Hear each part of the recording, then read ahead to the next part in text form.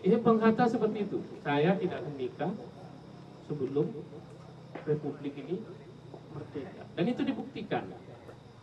Ini buktinya. Nanti ya istri. Jadi 3 bulan setelah Indonesia merdeka, tepatnya tanggal 18 November 1945, Hatta menikah. Ini pun agak lucu juga ceritanya. Soekarno datang kata, kamu kan janji kalau udah merdeka kamu mau nikah. Apa kata Hatta? Siapa yang mau dengan saya? Mau selama hidup saya ini cuma buku, buku dan buku. Tidak ada kata perempuan dalam pikiran Hatta. Ya udah, kamu tenang aja. Saya udah siapkan. Dikenalin, cocok, langsung jadi. Nah, itulah si Ibu Rahmi Rahim. Nah, nyelenehnya Hatta itu pula udah diniatkannya, mas kawinnya itu bukan emas, tapi buku. Lah kira-kira kalau kalian nikah, dikasih mas kawin buku, kalau bukunya itu how to, bagaimana hidup sehat, mungkin agak masuk akal ya. Ini alam pikiran Yunani gitu loh. Itu menjadi mas kawinnya Hatta kepada Rahim. Buku tabungan, Rahmi Rahim. Kalau kita ada, kalau ditanya mau mas kawinnya apa, buku tabungannya isinya berapa itu kan.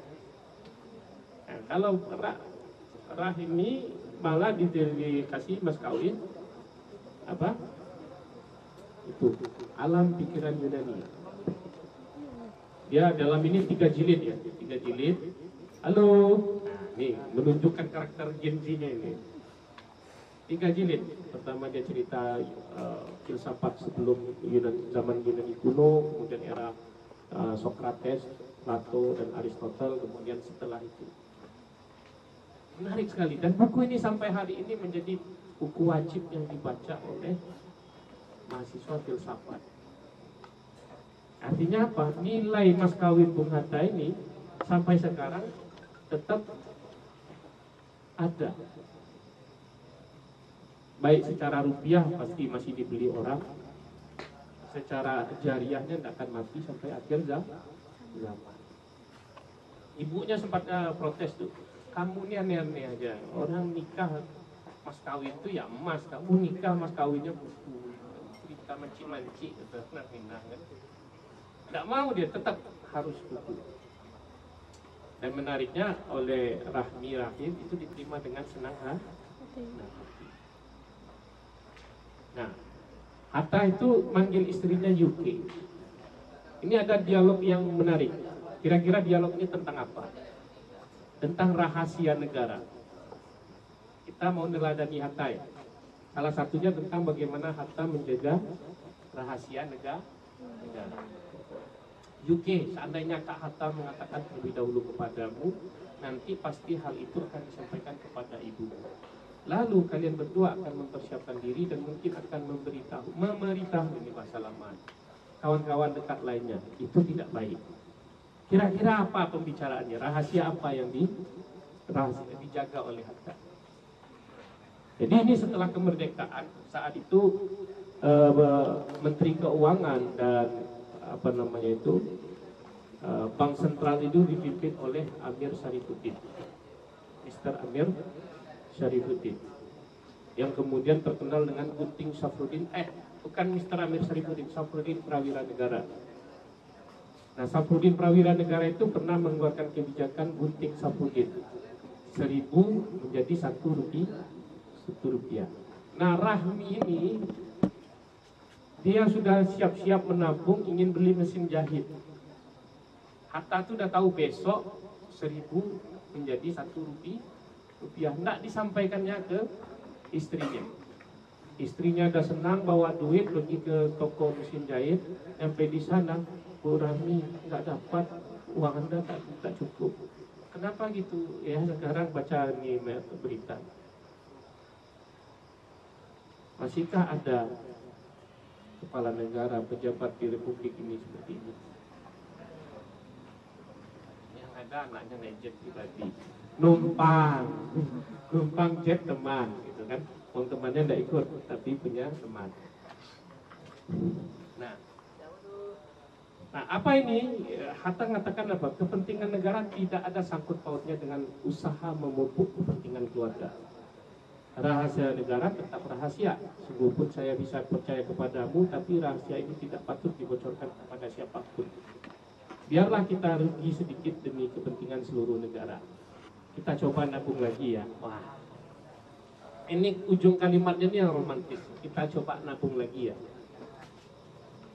Di bawah ini sengaja saya kasih ilustrasi mesin jahit yang di sini ada sepatu pentopel. Ini ada cerita menarik dari Hatta. Bagaimana seorang wakil presiden sampai akhir hidupnya itu tidak sanggup beli sepatu Deli, sepatu merek Deli. Wakil presiden nggak sanggup beli sepatu merek Deli. Bisa COD ya. Dan ini juga anak beliau itu salah satu namanya Gemala Hatta. Dulu kuliah di Australia. Hobi bertulis surat ke Muhammad Hatta. Ujung-ujungnya Muhammad Hatta nulis surat balasan, tapi balasannya ini menohok. Kalau menulis surat pada ayah dan lain-lain, janganlah memakai kertas konsulat jenderal RI. Surat Gemala itu kan surat pribadi, bukan surat dinas. Setan, ada makhluk kayak gini. Hari ini mobil pribadi bawa pulang kampung gitu loh. Plat merahnya diganti jadi plat hitam gitu. Jadi plat merah pejabat sekarang itu portable. Kalau mau kampung ganti jadi hitam. Kalau dinas jadi merah. Masih ada orang kayak gini. Nah, kalau bayar bensin mendadak merah. Kalau jet pribadi apa ya? Ya itu fufu papa. Oh ini agak serius-seriusannya. Jadi banyak sekali nilai-nilai keteladanan Bung Hatta yang bisa kita pahami, kita bisa ambil gitu loh. Bagaimana menjadi pribadi Hatta itu sangat kompleks sekali. Hatta pernah sakit, kemudian dirawat. Ya. Salah satu yang merawat beliau itu seorang dokter, dia kebetulan jadi rektor UI Universitas Indonesia. Setelah perawatan itu masih ada uangnya, sekitar 6 juta. Apa kata Hatta? Pulangkan ke negara. Pulangkan ke negara. Dan di buku di mobil saya ada bawa buku mengenang Hatta di mata anak dan seterusnya itu teman-teman. Wakil presiden juga nggak bisa bayar listrik, nggak bisa bayar telepon. Pernah kejadian, pernah. Udah datang bayar pejabat petugas PLN mau memutuskan listriknya berhenti. Pas dilihat, astagfirullahaladzim, ampun minta maaf. Apa kata Hatta? Udah kamu laksanakan aja tugas kamu. Saya memang nggak sanggup bayar. Jangan sampai mau bayar listrik, beli beras itu susah. Mau diperlakukan khusus ditolak. Begitu sosok pribadi Hatta menjaga integritasnya.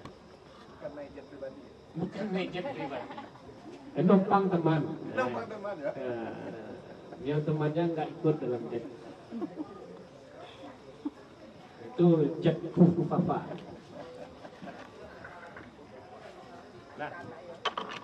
Nah, yang ini saya nggak akan ngomong, ini agak serius ya, ontologi ekonomi rakyat dan segala macam. Kita ngomong teladanannya aja, udah habis. Karena kalau dibicarakan itu kita sesi terpisah. Bagaimana keteladanan Bung Hatta itu sangat penting sekali. Jadi cara beliau menjaga harga diri, kepribadian, yang nanti Anda akan berhadapan dengan pilihan-pilihan sulit antara perut dengan harga diri. Itu pertarungannya agak susah itu. Satu sisi kita butuh duit, satu sisi harga diri harus dijaga.